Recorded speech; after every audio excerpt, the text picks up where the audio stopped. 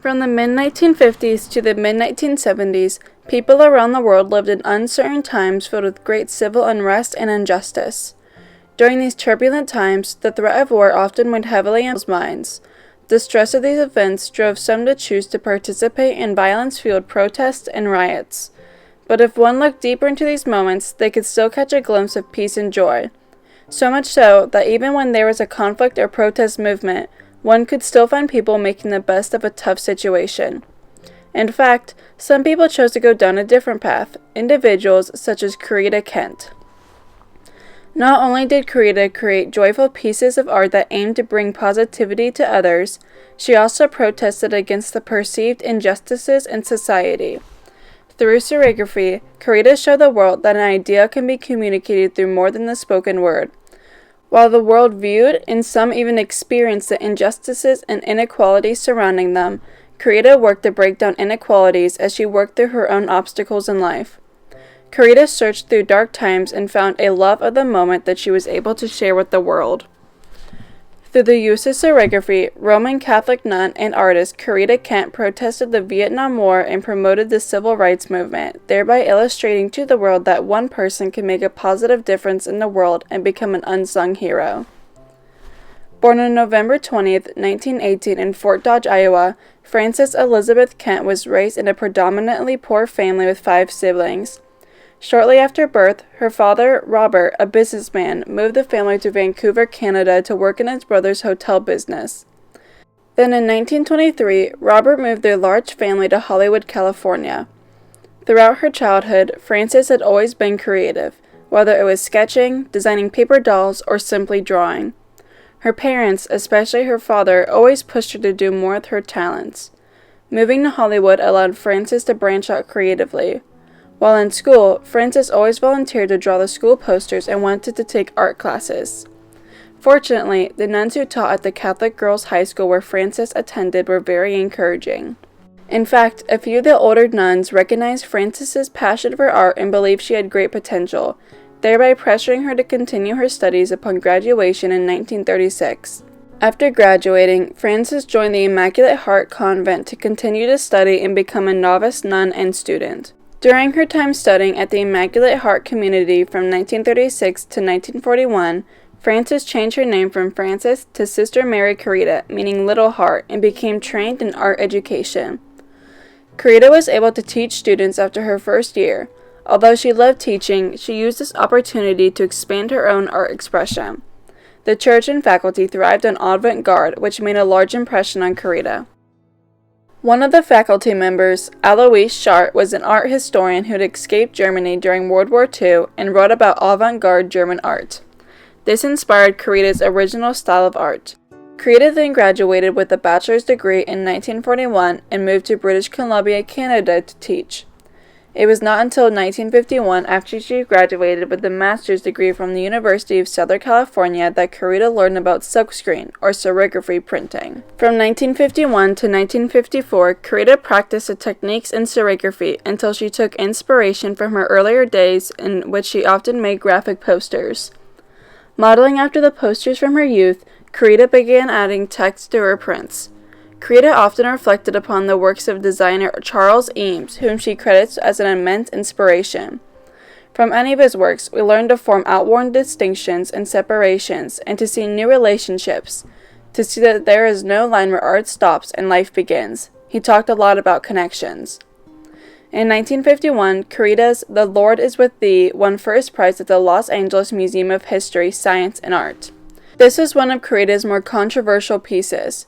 Corita was becoming known in the art and art education community, and with one of her sisters, she traveled across the country, making sure to stop and present workshops at colleges. Corita's aesthetic became so well known that clergy members were sent all over the world to become educated at the college. In 1962, Corita's art style changed drastically after seeing Andy Warhol's 32 Campbell soup cans at the Ferris Gallery. Corita's perspective changed the minute she saw the piece, saying, "Coming home, you saw everything like Andy Warhol."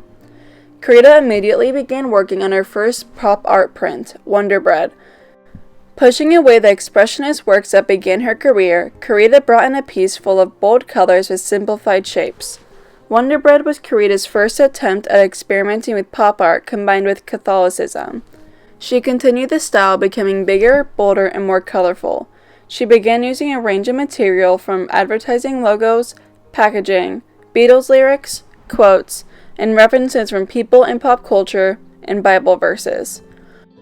Her work balanced the commercial and the religious world to access a wide range of people in her attempt to spread joy and hope through art.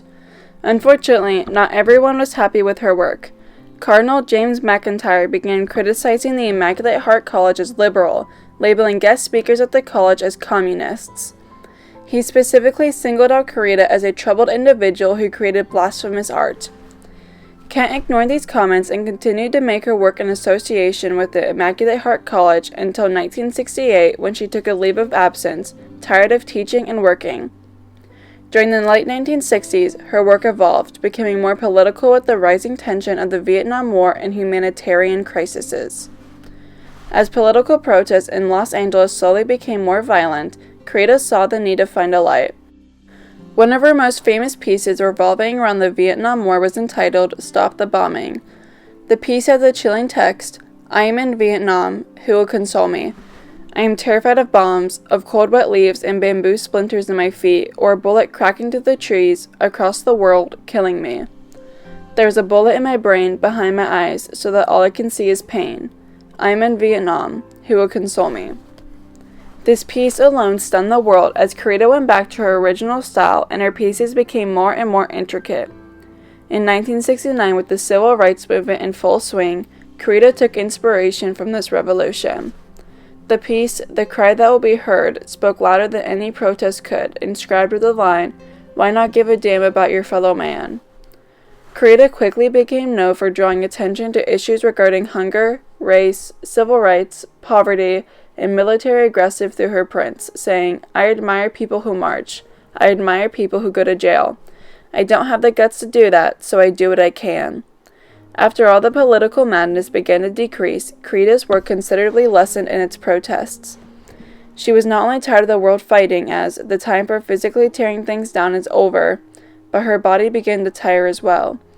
In 1974, Corita was diagnosed with cancer. Instead of giving up, Corita turned her sickness into art, exemplifying her philosophical views about her life and personal struggles while incorporating public messages preaching peace into her art. As her art became well known and appreciated, she increased the amount of people she reached. In 1985, Corita designed the now famous Love postage stamp for the U.S. Postal Authority. The design ended up on 700 million stamps. She then designed the Rainbow Swash for the Boston Gas Company, which became the largest copyrighted work of art in the world, until in 1992 when the Boston Gas Company tore down the original tank. The backlash the gas company ended up receiving prompted them to reproduce the design on a new tank. But in 1977, Corita was diagnosed for a second time with cancer. She continued to work until 1986 when the cancer spread to her liver. On September 18, 1986, Corita Kent passed away at the age of 67. All of her work was left to the Immaculate Heart College community, which eventually founded the Corita Art Center. As a female artist and strongly devout nun, Corita's work did not fit into the pop art culture of the 1980s. It was not until about 20 years after Corita's death that her work began to become more recognized. Corita has become known as one of the most original and important pop artists of her time. Her work became recognized as not only modern, aware, and fun, but also meaningful and unique. Corita was able to take words like tomato, burger, and goodness and turn them into a message about how we live, humanitarianism, and how we care. Corita said that she wanted to use the idea that using words with visual forms and using short passages is often a way to help awaken people to something they might not be aware of, rather than closing it in a book or making a speech. Some of her most important pieces of work that use this idea are "That They May Have Life" and "Rich Bread," "The Juiciest Tomato of All," "Let the Sun Shine In," and "Man Flowers." All of these use text and visual forms to get across a message, usually involving a political statement, a social commentary on advertising and consumerism or Catholicism. These pieces still make rounds in artistic circles in LA and Boston. Today, her work is still represented in a number of museums, as in the Metropolitan Museum of Art, National Museum of Women in the Arts, and also the Whitney Museum of Fine Arts, Boston. Not only was she represented in the museums, but also on the runway. Not one, but two designers took inspiration from Corita's joy, hope, and love-filled pieces and designed their pieces after her. Corita Kent began as a religious sister with a passion for art. Through the moments of negativity and criticism, along with happiness and excitement, Corita found a love of the moment that she carried and shared with everyone she could. Unsung hero Corita Kent illustrated to the world that one person can make a positive difference in the world. She demonstrated that love and hope is important. You can be religious and still be creative. Sickness does not mean weakness, and having a voice does not always mean speaking.